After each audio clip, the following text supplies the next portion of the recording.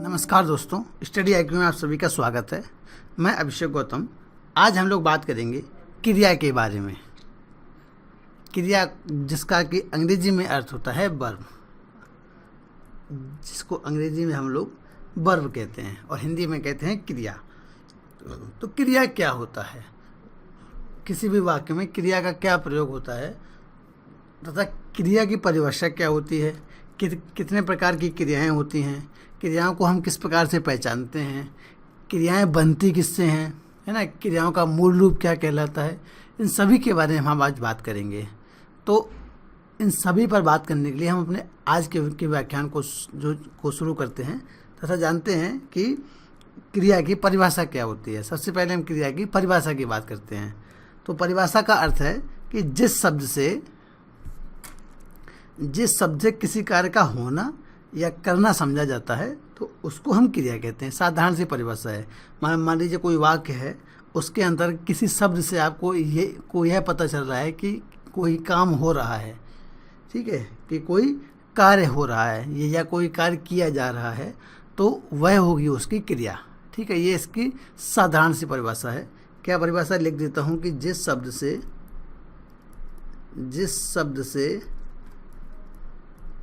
किसी कार्य का होना या करना समझा जाए, होना या करना, ठीक है, अर्थात कोई कार्य हो रहा हो या कोई कार्य किया जा रहा हो, किसी कार्य का होना या करना समझा जाए, उसे क्या कहते हैं दोस्तों? उसे क्रिया कहते हैं। उसे क्रिया कहते हैं। ठीक है, ये इसकी परिभाषा हुई कि जिस शब्द से किसी कार्य का होना या करना समझा जाए उसे हम कहते हैं क्रिया। ठीक, अब कैसी होते हैं शब्द ये कि जिनसे कोई भी कार्य का करना या होना समझ में आए? तो कुछ शब्द हैं, आप उनको जब पढ़ेंगे तो आप आसानी से समझ जाएंगे कि जैसे आप ये पढ़ेंगे तो आप समझेंगे कि हाँ, इनके द्वारा कोई क्रिया संपन्न हो रही है। तो जैसे खाना शब्द मैंने लिखा, तो खाना शब्द का अर्थ क्या होता है कि कोई व्यक्ति खाना खा रहा है, या आप खाना खा रहे हैं या कोई और खाना खा रहा है, तो ये क्या हो रहा है कि क्रिया हो रही है। जैसे खाना, जैसे पीना या पढ़ना भी क्या है? एक क्रिया है। जैसे कि जो अभी हम लोग जो पढ़ाई कर रहे हैं, जो व्याख्यान के माध्यम से मैं आपको पढ़ा रहा हूँ, आप पढ़ रहे हैं, तो ये भी क्या है कि एक क्रिया हो रही है। और जब पढ़ने के बाद आप सो जाएंगे तो सोना भी एक क्रिया है ना। फिर रहना, जाना, है ना, ये सारी आपकी क्या हैं? क्रियाएं हैं। तो इस तरह से आप ये समझ गए कि क्रिया हम किसको कहते हैं, क्रिया की परिभाषा क्या होती है और किन शब्दों के द्वारा की कोई भी क्रिया होने या करनी समझी जाती है। तो ये आपको कुछ उदाहरण दिए, जैसे खाना, पीना, पढ़ना, सोना, रहना, जाना, ये सब क्या है? क्रियाएं हैं। ये आपकी क्रियाएं हो रही हैं। तो क्रिया की परिभाषा और क्रिया के शब्दों का समझने के बाद अगली हम बात करते हैं कि क्रिया का मूल रूप क्या होता है, क्रिया बनती किससे। जैसे कि खाना शब्द है, या पीना शब्द है, या पढ़ना शब्द है, सोना शब्द है, रहना शब्द है, जाना शब्द है। तो क्या ये मूल क्रियाएं हैं या इनकी मूल क्रियाएं कुछ और हैं और ये उनका विकसित रूप हैं या उसका परिवर्तित रूप हैं? तो जैसे कि खाना शब्द है, तो खाना में जो मूल इसकी धातु है वह है खा, ये है इसका मूल शब्द। ठीक है, पढ़ना में क्या है मूल शब्द? पढ़, है ना। तो ये जो इसके मूल शब्द होते हैं ये कहलाते हैं आपके धातु। क्या कहलाते हैं? धातु। ठीक है, ये आपके के खा, पढ़, है ना, पी, ये सब क्या हो गए आपके? सो, ये आपके हो जाएंगे धातु। ये जो भी हैं इसके ये मूल शब्द हैं, तो ये आपके धातु कहलाते हैं। ठीक है, इतनी सी बात आप समझ गए। और ये जो धातु हैं, इन धातुओं से शब्द बने हैं ये क्रियाएं। अर्थात कि क्रिया से धातु नहीं बनती है, बल्कि धातु के द्वारा क्रिया बनती है। अर्थात कि धातु मूल शब्द है और उसका रूप परिवर्तित होकर बनता है क्रिया।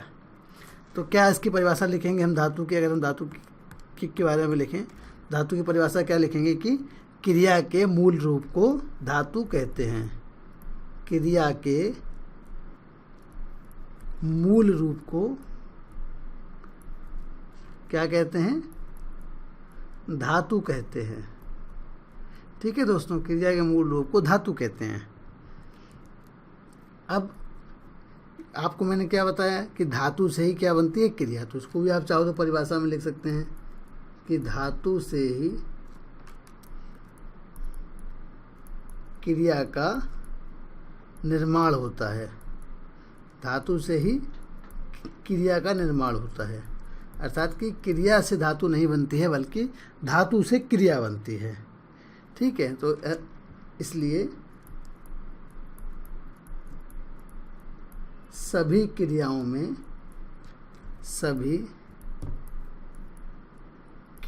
में धातु उपस्थित रहती है। सभी क्रियाओं में धातु उपस्थित रहती है। जैसे कि आपको मैंने बताया कि खाना, पीना, पढ़ना, सोना, रहना, जाना, ये आपकी क्या हैं? ये आपकी क्रियाएं हैं। ठीक है, ये आपकी क्रियाएं हैं और ये क्या हैं? ये धातु हैं।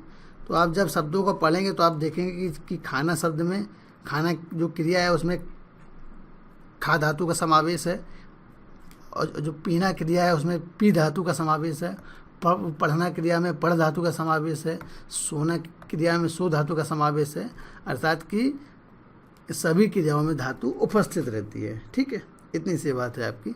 ऐसे चलना शब्द है, मान लीजिए, तो ये चलना क्या है? क्रिया है, और ये चलना की धातु क्या है? चल। ठीक है, अर्थात चल मूल शब्द है और चलना इसकी क्रिया है। ठीक है, इतनी सी बात आप समझ गए। अब बात आती है धातु के भेदों की, कि धातु के कितने भेद होते हैं। तो धातु के दो भेद होते हैं दोस्तों। एक तो मूल धातु हुई, ठीक है, और दूसरी होती है यौगिक धातु। धातुओं के दो भेद होते हैं, एक मूल धातु होती है, दूसरी यौगिक धातु होती है।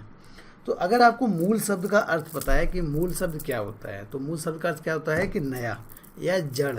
ठीक है, या बिल्कुल नया, अर्थात कि बिल्कुल आधार है ना, बिल्कुल बेसिक। तो मूल धातु अर्थात बिल्कुल जड़ धातु, उसकी बिल्कुल जहाँ से प्रारंभ होती है कोई भी चीज़। तो मूल धातु का आपको जब अर्थ पता है तो आपको पता है कि वह जो भी चीज़ शुरुआत में होगी तो वह तो स्वतंत्र होगी, वह किसी से मिलकर नहीं बनी होगी, वह किसी पर निर्भर नहीं होगी, वह अपने आप में स्वतंत्र होगी। तो मूल धातु की परिभाषा हम लोग इसी प्रकार से लिख सकते हैं कि यह स्वतंत्र होती है, मूल धातु स्वतंत्र होती है तथा किसी अन्य पर निर्भर नहीं रहती है। स्वतंत्र तथा किसी अन्य पर निर्भर नहीं, है ना। ये मैं जो परिभाषा है उसको शॉर्ट में लिख रहा हूँ, बाकी मैंने पूरी परिभाषा बोली है कि मूल धातु की परिभाषा होती है कि यह स्वतंत्र होती है तथा किसी अन्य शब्द पर निर्भर नहीं होती है। ठीक है, और उसी को मैंने यहाँ पर शॉर्ट करके लिख दिया कि ताकि आपके नोट्स की तरह से वो काम आ जाए। जैसे जो अभी ऊपर आपको बताया था मैंने, जा, खा, पी, चल, रह, पढ़, ये आपके क्या है? मूल धातु हैं। ये किसी पर निर्भर नहीं है दोस्तों, है ना। ये जो भी हैं ये धातुएं किसी पर निर्भर नहीं हैं। और यौगिक धातु क्या होता है? तो यौगिक धातु जैसे कि ये जो मूल धातु हैं, है ना, पढ़ रहे, तो इनमें जब हम प्रत्यय लगाते हैं तो कोई एक नया शब्द बनता है, प्रत्यय के द्वारा नया शब्द बनाते हैं। तो मूल धातु में प्रत्यय लगाकर कई धातुओं को संयुक्त कर किस प्रकार से बनती हैं यौगिक धातुएं? इसका एक तरीका तो ये है कि आप मूल धातु में प्रत्यय लगा दूँ। ठीक है, जैसे कि खा, पी, चले, इसमें ना प्रत्यय लगा दिया तो खाना हो गया। जा मूल धातु में ना प्रत्यय लगा दिया तो जाना हो गया। तो ये आपकी यौगिक धातु हो गई। तो यौगिक धातु बनाने के क्या तरीके हैं? पहला क्या है कि मूल धातु में प्रत्यय लगाकर, ठीक है, अगर आप मूल धातु में प्रत्यय लगाकर भी उसको यौगिक धातु बना सकते हैं।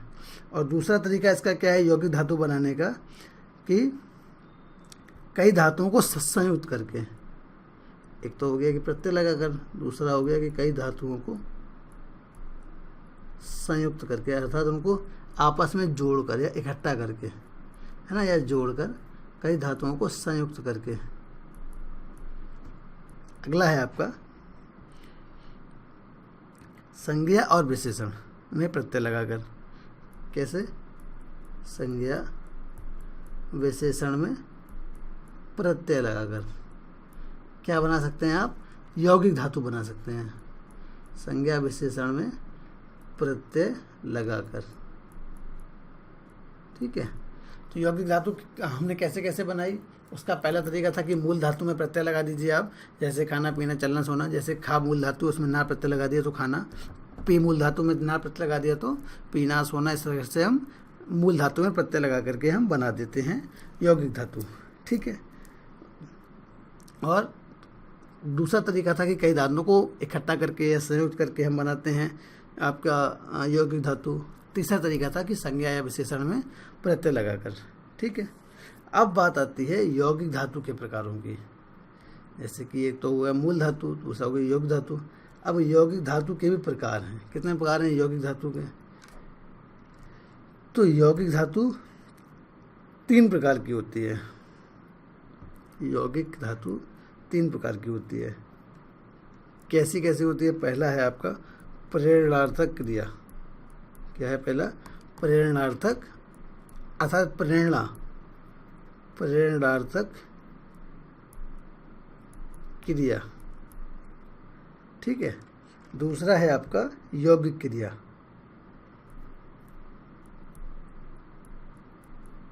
यौगिक क्रिया, और तीसरा आपका है नाम धातु। ठीक है, नाम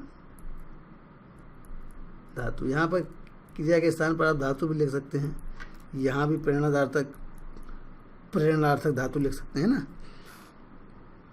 अब क्या होता है कि प्रेरणार्थक जो क्रियाएं होती हैं ये 2 प्रकार की होती हैं। हमने किसकी बात की? सबसे पहले हमने बात की धातु क्रिया की परिभाषा देखी हमने क्या होता है।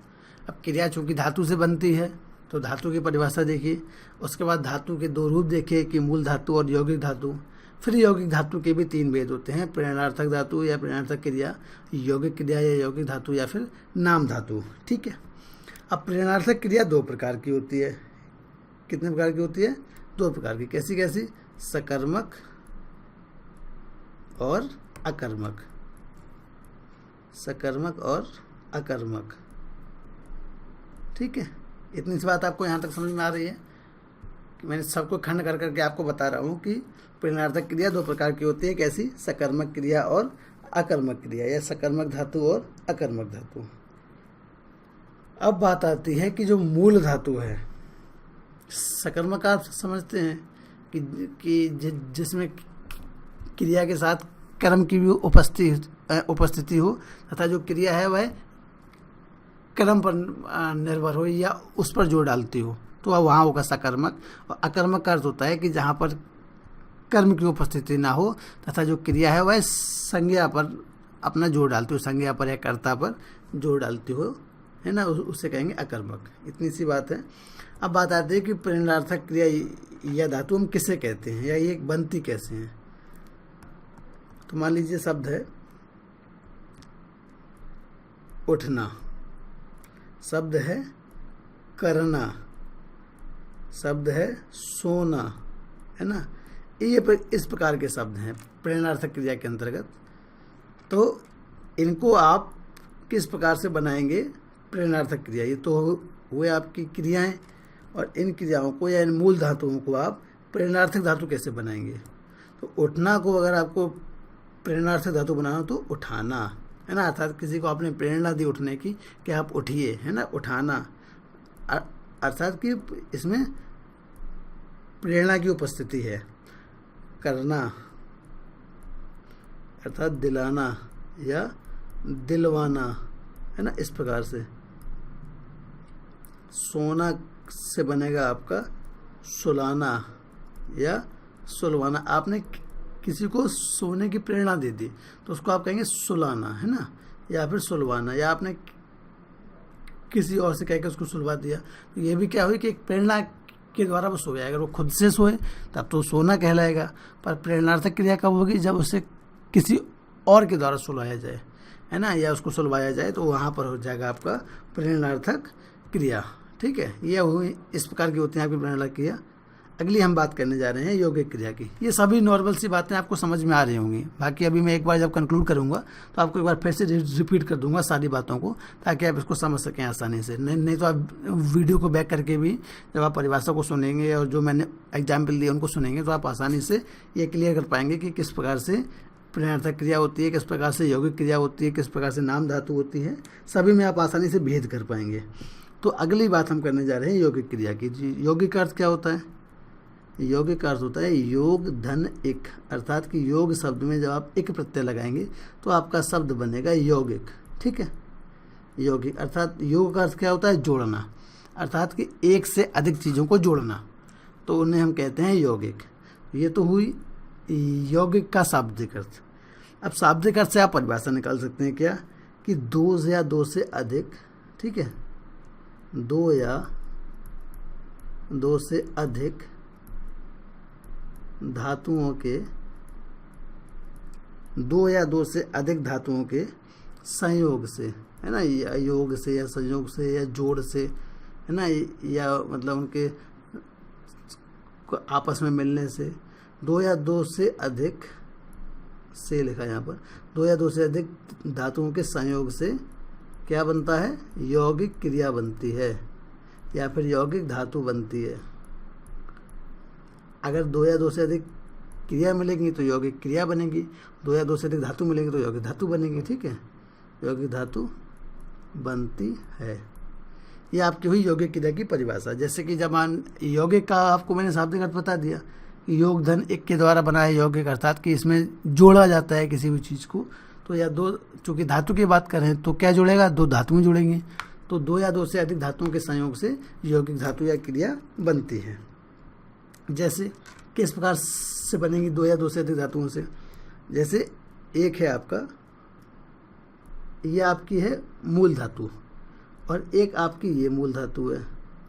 ठीक है, अब इसी को आपने ये भी बनाया उठना, एक शब्द आपका बना उठना, एक बना बैठना। अब दोनों को ही अगर आप साथ साथ लिखेंगे तो आपका होगा वो यौगिक धातु या फिर यौगिक क्रिया।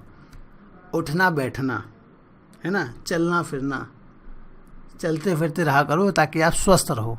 इस तरह से बोलते हैं ना कि चलते फिरते रहा करो ताकि आप स्वस्थ रहो, है ना, कि या फिर स्वास्थ्य के लिए चलना फिरना बेहद आवश्यक है। तो यहाँ पर क्या हुआ कि दोनों जो क्रिया हैं उनको साथ साथ लिखा गया है, दोनों का योग कर लिखा गया है। तो यह आपका हो जाएगा यौगिक क्रिया। उठना बैठना, चलना फिरना, है ना, या फिर बात से बतियाना, है ना, बात से आपका क्या बना?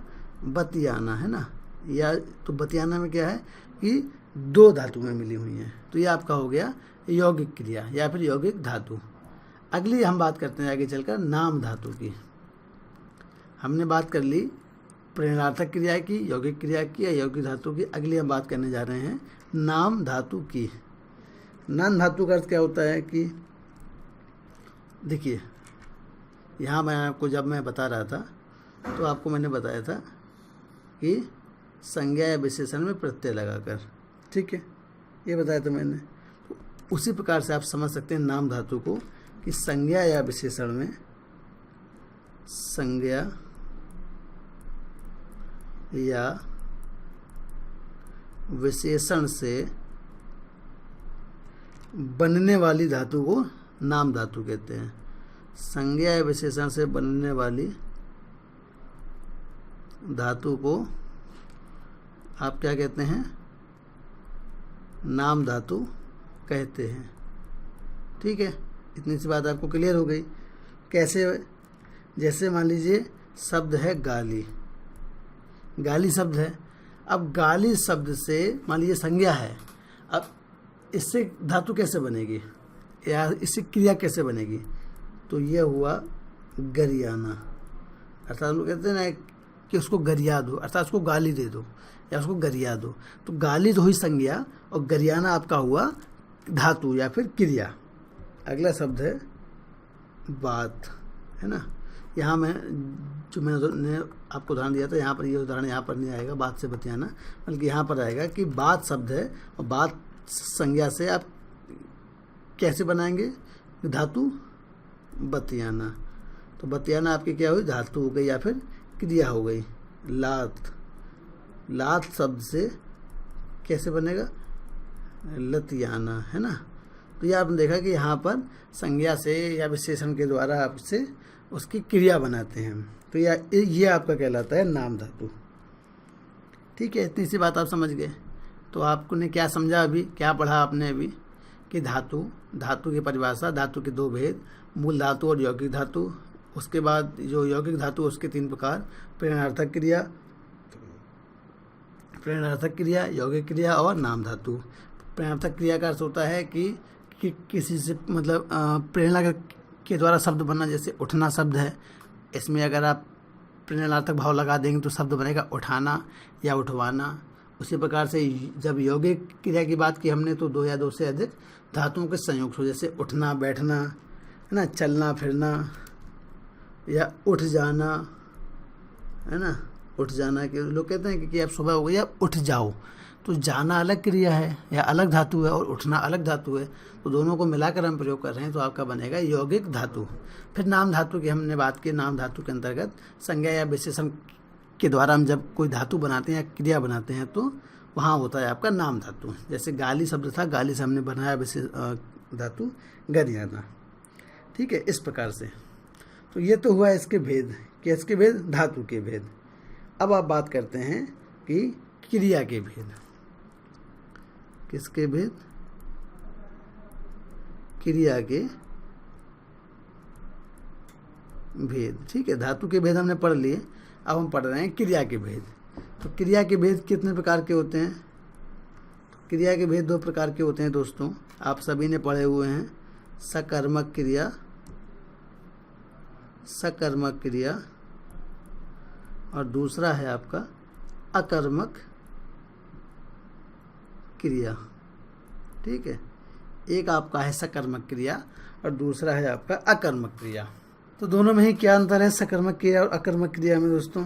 तो सकर्मक क्रिया और अकर्मक क्रिया के बारे में अभी मैंने आपको हल्का सा बताया था, अभी विस्तार से बताता हूँ कि जो क्रिया कर्म के साथ आती है। क्या है इसकी परिभाषा, इसका मतलब कि जो क्रिया कर्म के साथ आती हो। कैसे आएगी कर्म के साथ, अभी वाक्य प्रयोग करके हम आपको बताएंगे कि कैसे क्रिया कर्म के साथ आती है और कर्म के बिना आती है। जो क्रिया कर्म के साथ प्रयोग की जाती हो वो आपकी कहलाती है सकर्मक क्रिया। और अकर्मक क्रिया क्या कहलाएगी, जो क्रिया कर्म के बिना प्रयोग की जाती हो। जो क्रिया कर्म के बिना प्रयोग की जाती हो वह आपकी क्या कहलाएगी, अकर्मक क्रिया। ठीक है, ये दोनों बातें आपको यहाँ से क्लियर हो गई होंगी कि सकर्नाम से क्लियर होती हैं कि सकर्मक अर्थात कि कर्म के साथ, अकर्मक अर्थात कर्म के बिना। अब वाक्य प्रयोग करके बताता हूँ आपको कि किस प्रकार से इनका प्रयोग होता है। जैसे सकर्मक, राम फल खाता है। ठीक है, ये उदाहरण हुआ। अब इसमें क्या हुआ, करता है राम, क्रिया क्या है, खाना या खाता है, ये क्या है, क्रिया अर्थात खाना, और कर्म क्या है, फल अर्थात कि जो क्रिया है खाना है या जो क्रिया है खाना या खाता, तो वो उसका जोर किस पर पड़ रहा है, फल पर पड़ रहा है। अर्थात वो क्या खा रहा है, राम क्या खा रहा है, फल खा रहा है। तो जो खाना क्रिया है उसका जोर पड़ रहा है फल पर, तो ये हो जाएगी आपकी सकर्मक क्रिया। इसमें फल क्या है आपका, कर्म है, करता क्रिया है खाता, और राम है आपका कर्ता, कर्ता क्रिया कर्म। ठीक है, कर्ता कर्म क्रिया। इसी प्रकार दूसरा, रोहन गाना, रोहन गाना गाता है। गाता है क्या हुई आपकी, क्रिया हुई, गाना क्या हुआ, कर्म हुआ, रोहन क्या हुआ, कर्ता हुआ। क्रिया का जोर किस पर पड़ रहा है, कर्म पर। गाता है तो क्या गाता है, गाना गाता है ना। अब अगर आप कहो कि इसका जोर कर्ता पर पड़ रहा है तो कैसे, रोहन गाता है, या तो आपसे ये लिखा हो कि रोहन गाता है, तो जो गाता शब्द है उसका किस पर जोर पड़ेगा, कर्ता पर, तो इसमें कर्म गायब हो जाएगा, कर्म की अनुपस्थिति रहेगी, तो वहाँ पर हो जाएगा अकर्मक क्रिया। अभी आगे आपको देखेंगे, यहाँ तो वैसे सकर्मक क्रिया है, तो रोहन गाना गाता है, ठीक है। अब अकर्मक क्रिया की परिभाषा आपको मैंने बताई दी है कि जिस क्रिया के साथ कर्म नहीं होता है उसका जो फल है या उसका जो जोर है वह कर्ता पर पड़ता हो। जैसे कि इसी को ले लेते हैं, राम फल खाता है, ठीक है, क्या हुआ कि राम खाता है ना। या जो अगला उदाहरण है उसके द्वारा बताता हूँ, एक अलग उदाहरण के द्वारा, कि राधा रोती है, राधा रोती है, तो रोती है क्या है, रोना, एक ये रोना क्या है, एक क्रिया है ना, रोना क्या है, क्रिया है। तो कौन रो रहा है, राधा रो रही है, तो राधा क्या हुई, इसकी कर्ता हुई। तो जो क्रिया है उसका जोर किस पर पड़ रहा है या उसका फल किस पर पड़ रहा है, कर्ता पर, अर्थात कि इसमें जो कर्म है उसकी अनुपस्थिति है, कर्म तो है ही नहीं, और कर्म नहीं होगा तो होगा अकर्मक क्रिया। तो ये जो उदाहरण हुआ राधा रोती है, ये आपका किसका उदाहरण होगा, सकर्मक का कि अकर्मक का, तो आप कहेंगे सर अकर्मक का उदाहरण है, क्योंकि इसमें कर्म की अनुपस्थिति है। अगला उदाहरण है मोहन हंसता है, मोहन हंसता है, तो कौन हंस रहा है, मोहन, तो इसमें कर्म है क्या, ये करता हुआ मोहन, और ये हो गया क्रिया हंसना, कर्म कहाँ है इसमें, कर्म तो है ही नहीं, तो इसलिए ये क्या होगा आपका अकर्मक क्रिया। और जो हंसना अर्थात क्रिया है उसका जोर पड़ रहा है मोहन पर, अर्थात उसका जो फल है वो मोहन पर पड़ रहा है, ठीक है। ये आपका हो जाएगा सकर्मक क्रिया और अकर्मक क्रिया के भेद। अब बात आती है कि इसके कुछ अन्य भेद, क्रिया के कुछ अन्य भेद भी होते हैं। कौन कौन से अन्य भेद होते हैं, क्रिया के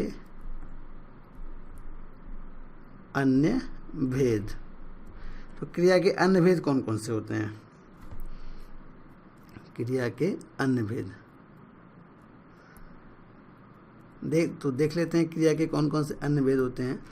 तो पहला होता है सहायक क्रिया, इसको आपने अंग्रेजी के अंतर्गत बहुत पढ़ा होगा, हेल्पिंग वर्ब, जैसे AJMR वगैरह आपने कहा है कि हेल्पिंग वर्ब होते हैं, अर्थात ये सहायक क्रिया होती है। इसके बाद होती है कि पूर्वकालिक क्रिया। पूर्वकालिक क्रिया का अर्थ होता है कि ऐसी क्रिया जो पूर्व में संपन्न हो चुकी हो, ठीक है, पूर्वकालिक क्रिया। अभी उदाहरणों के द्वारा समझेंगे सभी को। अगला है नाम बोध क्रिया, नाम बोधक क्रिया, नाम बोधक क्रिया, अर्थात कि ये अगर संज्ञा या विशेषण में जुड़ जाते हैं तो नाम बोधक क्रिया बनते हैं। कैसे बनते हैं अभी आगे समझेंगे। नाम बोधक क्रिया। फिर आता है द्विकर्मक क्रिया, अर्थात कि किसी वाक्य में दो कर्म हो, है ना, किसी वाक्य में दो कर्मों की उपस्थिति हो, तो वहाँ पर होता है आपका द्विकर्मक क्रिया। और द्विकर्मक क्रिया के बाद अगली बात आती है आपकी संयुक्त क्रिया की। क्या है, संयुक्त क्रिया, ठीक है। तो ये बातें हुई कि क्रिया के जो अन्य भेद है उनमें सहायक क्रिया है, पूर्वकालिक क्रिया है, नाम बोधक क्रिया है, पूर्वकालिक क्रिया, नाम बोधक क्रिया, द्विकर्मक क्रिया और संयुक्त क्रिया। अब हम लोग सभी के बारे में एक एक कर समझेंगे कि किस प्रकार की क्रियाएं क्या होती हैं। तो इसका मैंने आपको बताया कि अंग्रेजी में हेल्पिंग वर्ब बोलते हैं, आप सभी जानते हैं हेल्पिंग वर्ब के नाम से। और मुझे पता है कि इसके बारे में आपको ज़्यादा समझाना भी नहीं पड़ेगा, क्योंकि आप समझते हैं बेहतर तरीके से। अंग्रेजी आप लोगों को ज़्यादा अच्छी से आती होगी, क्योंकि हिंदी को बड़ी हे दृष्टि से देखा गया है। अब चूँकि माहौल बदल रहा है, अब फिर से हिंदी की आवश्यकता सभी को महसूस हो रही है, इसीलिए हम लोग हिंदी का अध्ययन कर रहे हैं। कि अब इसमें क्या होता है कि सहायक क्रिया का अर्थ क्या होता है। अब सहायक क्या अर्थ क्या होता है, सहायक अर्थात हेल्प करना, अर्थात मदद करना। अब मदद आप किसकी करेंगे, सहायक क्रिया का अर्थ होता है कि सहायता करने वाली क्रिया। तो क्रिया किसकी सहायता करेगी, तो अगर वो सहायक क्रिया है तो वह मुख्य क्रिया की सहायता करेगी। तो क्या लिखेंगे इसमें, इसकी परिभाषा में अगर आपको परिभाषा लिखनी हो तो आप लिख सकते हैं कि सहायक क्रिया मुख्य क्रिया के साथ प्रयुक्त होकर अर्थ को स्पष्ट एवं पूर्ण करने में सहायता करती है। सहायक क्रिया मुख्य क्रिया के साथ प्रयुक्त होकर अर्थ को स्पष्ट एवं पूर्ण करने में सहायता करती है। ये हो गई आपकी सहायक क्रिया की परिभाषा। आप लिखना चाहें तो मैंने बोल दिया, आप लिख सकते हैं वीडियो को बैक करके। मैं सीधे बता रहा हूँ आपको इसके उदाहरण। मैं घर जाता हूँ, ठीक है। इसमें जाना क्या है? क्रिया है, ठीक है, क्रिया है ना, जो मैं करता हुआ, घर आपका कर्म हुआ, और जो हूँ है आगे, ये क्या है कि वाक्य को स्पष्ट कर रहा है। अगर आप लिखते हैं मैं घर जाता तो वाक्य अधूरा सा प्रतीत होता है। अगर आप लिखते हैं मैं घर जाता हूँ तो वाक्य में पूर्णता आ जाती है। तो ये जो हूँ शब्द है आपका, ये हूँ ही आपकी है सहायक क्रिया, अर्थात हेल्पिंग वर्ब, ठीक है। हूँ आपकी क्या है? सहायक क्रिया, और जाना है आपकी मुख्य क्रिया। अगला है उदाहरण कि वे रो रहे थे,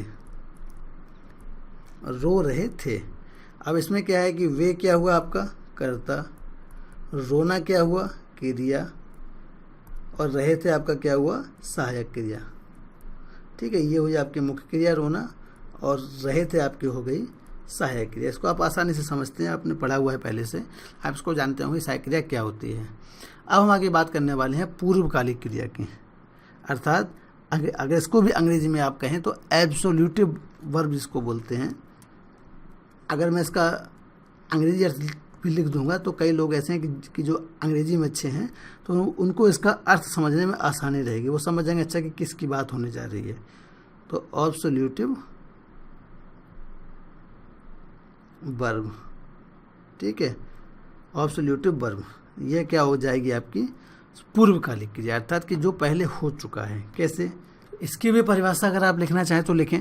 मैं बोल रहा हूँ कि जब कर्ता एक क्रिया को समाप्त कर दूसरी क्रिया करना प्रारंभ करता है, जब कर्ता एक क्रिया को समाप्त कर दूसरी क्रिया करना प्रारंभ करता है, तो जो पहले वाली क्रिया है, अर्थात जिसको वह समाप्त कर चुका है या जिसको वह पूर्ण कर चुका है, उस क्रिया को पूर्वकालिक क्रिया कहते हैं, ठीक है। मान लीजिए कोई व्यक्ति है, उसने दो क्रियाएं की, एक क्रिया उसने समाप्त कर ली, उसके बाद दूसरी क्रिया की, ठीक है। जैसे कि अगर मैं कहूँ कि मैं खाना खाकर पढ़ाने आता हूँ, मैं खाना खाकर पढ़ाने आता हूँ, या मैं खाना खाकर पढ़ाने आया हूँ, तो जो खाना खाकर, अर्थात कि खाना तो मैं घर से खा के आ चुका है ना, लंच में कर आ चुका है या ब्रेकफास्ट में कर आ चुका हूँ, तो वो पूर्वकालिक क्रिया हो गई, अर्थात वो क्रिया समाप्त हो चुकी है।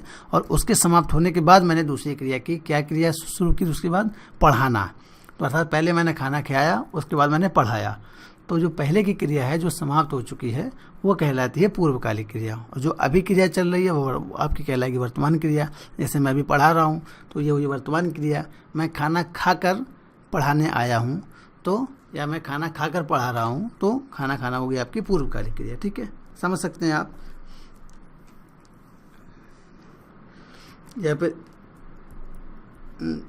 एक और एग्जाम्पल आप ले सकते हैं कि सीता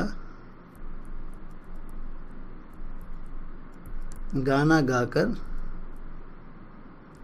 सीता गाना गाकर सो गई, सीता गाना गाकर सो गई। तो यहाँ पर क्या है, जो गाना गाकर क्या है, ये पूर्वकालिक क्रिया है। अभी तो वो सो रही है ना, अभी वो कौन सी क्रिया कर रही है? सो रही है। और अभी सोते पे तो गाना नहीं गा रही है ना, गाना उसने पहले गाया उसके बाद सोई है। तो गाना गाकर आपकी क्या हुई? पूर्वकालिक क्रिया, ठीक है, पूर्वकालिक क्रिया। और सो रही अर्थात ये आपकी हुई अभी की क्रिया है ना, वर्तमान क्रिया, अर्थात कि पहली जो उसने क्रिया की उसको समाप्त करके उसने दूसरी क्रिया की सोना, ठीक है। ये आपकी हुई पूर्वकालिक क्रिया। अब इसके बाद हम बात करते हैं नामबोधक क्रिया की। नामबोधक क्रिया की क्या है इसकी परिभाषा? आप लिख सकते हैं चाहे तो संज्ञा, संज्ञा अथवा, संज्ञा अथवा विशेषण, संज्ञा अथवा विशेषण के साथ, विशेषण के साथ क्रिया जुड़ने में, अर्थात कुछ संज्ञा या विशेषण है उसके साथ में आपने क्रिया को जोड़ दिया, क्रिया जोड़ने में या जुड़ने से नामबोधक क्रिया बनती है। मान लीजिए कोई संज्ञा या विशेषण है ना, उसमें आपने क्या किया, उसमें आपने क्रिया को जोड़ दिया, क्रिया को जोड़ दिया, तो वह क्या बनेगी आपकी? नामबोधक क्रिया। जैसे संज्ञा क्या है आपकी, यहाँ लिखता हूँ मैं संज्ञा, फिर लिखता हूँ कि फिर उसके बाद क्रिया, फिर आपका क्या बनेगा, नामबोधक क्रिया। ठीक है, नामबोधक क्रिया। जैसे संज्ञा में लिखा मैंने दुखी, और क्रिया में लिखा होना। शब्द क्या बना, दुखी होना, दुखी होना। तो दुखी होना आपका क्या हुआ, नामबोधक क्रिया हो गई, है ना। ये दुखी क्या है, ये विशेषण है आपका, है ना। यहाँ मैंने कहा था विशेषण या संज्ञा। तो दुखी क्या है आपका, विशेषण है, होना क्रिया है, शब्द बनेगा दुखी होना। उसी प्रकार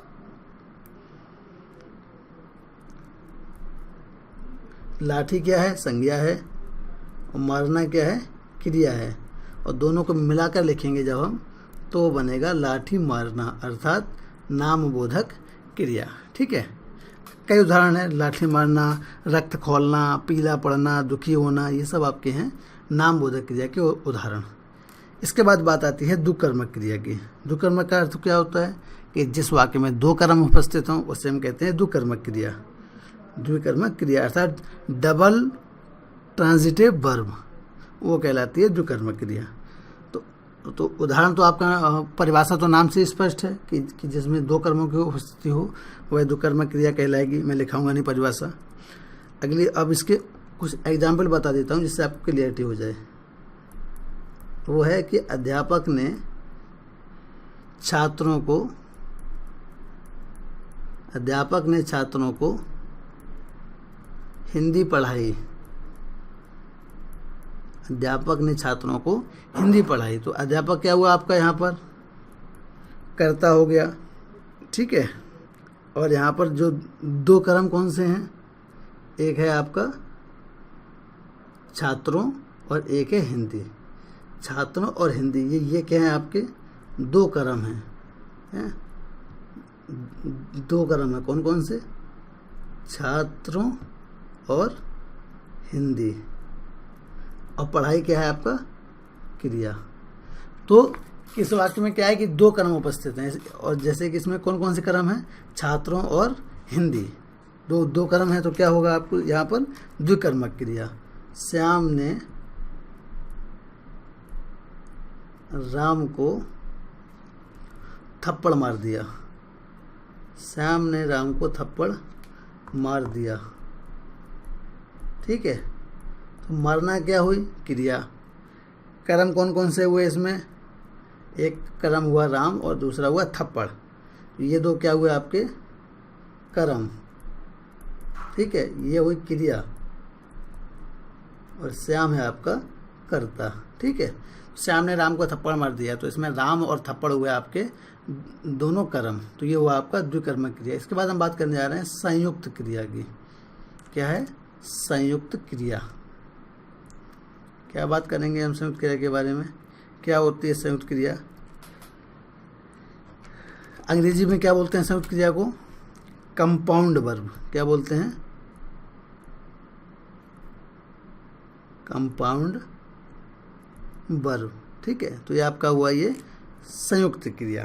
क्या है कि जब कोई क्रिया, आप परिभाषा चाहे तो लिख सकते हैं कि जब कोई क्रिया दो क्रियाओं के संयोग से निर्मित हो तो उसे संयुक्त क्रिया कहते हैं। आपको लगता है परिभाषा लिखने वाली है, नहीं। अगर आपको लगता है कि लिखने वाली तो आप लिख सकते हैं कि जब कोई क्रिया दो क्रियाओं के संयोग से बनती है तो उसको संयुक्त क्रिया कहते हैं। हालांकि नाम से स्पष्ट है। कैसे, वह खाने लगा, है ना, वह खाने लगा। एग्जाम्पल क्या है आपका कि वह खाने लगा। ठीक है, तो खाना भी क्रिया है और लगना भी क्रिया है। तो खाने लगा अर्थात कि ये दो क्रियाएं मिलकर एक क्रिया बना रही हैं, क्या, खाने लगा। तो ये आपकी हुई संयुक्त क्रिया का उदाहरण। वह पेड़ से कूद पड़ा। तो कूद पड़ा क्या है आपकी संयुक्त क्रिया, है ना। ठीक है, ये आपकी हुई संयुक्त क्रिया। ठीक है, तो ये था आपका दोस्तों संयुक्त जो क्रिया है उसका पूरा अध्याय। क्या क्या हमने पढ़ा क्रिया के अध्याय के अंतर्गत। सबसे पहले हमने जाना कि क्रिया क्या होती है। तो जिस शब्द से किसी कार्य का होना या करना समझा जाए उसे हम क्रिया कहते हैं। अंग्रेजी में क्रिया को वर्ब कहते हैं। जैसे क्रियाएं क्या हैं, खाना पीना, पढ़ना, सोना, रहना, जाना, चलना, है ना, ये सब आपकी क्रियाएं हैं।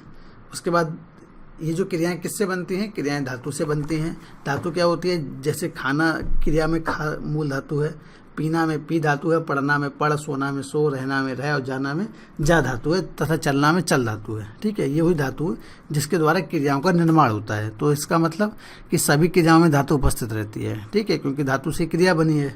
उसके बाद धातु के भेद बताए कि मूल धातु और यौगिक धातु। मूल धातु बताए कि कौन कौन सी मूल धातु हैं। यौगिक धातु के 3 भेद बताए, प्रेरणार्थक क्रिया धातु, यौगिक क्रिया या धातु, फिर नाम धातु। तीनों का ही विस्तार से मैंने आपको अध्ययन कराया उदाहरणों के सहित। फिर क्रिया के भेद बताया कि सकर्मक क्रिया होती है और अकर्मक क्रिया होती है। सकर्मक क्रिया अकर्मक क्रिया के अलावा क्रिया के अन्य भेद भी होते हैं। कौन कौन से? सहायक क्रिया, पूर्वकालिक क्रिया, नाम बोधक क्रिया, द्विकर्मक क्रिया और संयुक्त क्रिया। सहायक क्रिया के अंतर्गत बताया कि जो मुख्य क्रिया की सहायता करती है वह कहलाती है सहायक क्रिया।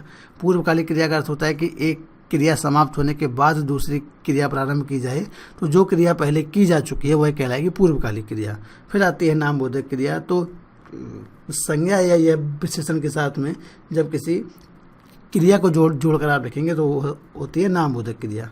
फिर आती है द्विकर्मक क्रिया, अर्थात कि किसी वाक्य में 2 कर्म हों जो एक क्रिया को संपादित कर रहे हों, दोनों ही कर्म एक ही क्रिया को संपादित कर रहे हों, वहाँ हो जाएगी द्विकर्मक क्रिया। उसके बाद आती है संयुक्त क्रिया, जहाँ पर 2 या 2 से अधिक क्रियाएं मिलकर क्रियाओं का एक एकल रूप ले लेती है, उसे कहलाते हैं हम संयुक्त क्रिया। ठीक है, तो ये क्रियाओं के अंतर्गत मतलब जो भी बताने वाली बात थी वो सभी मैंने आपको बताई।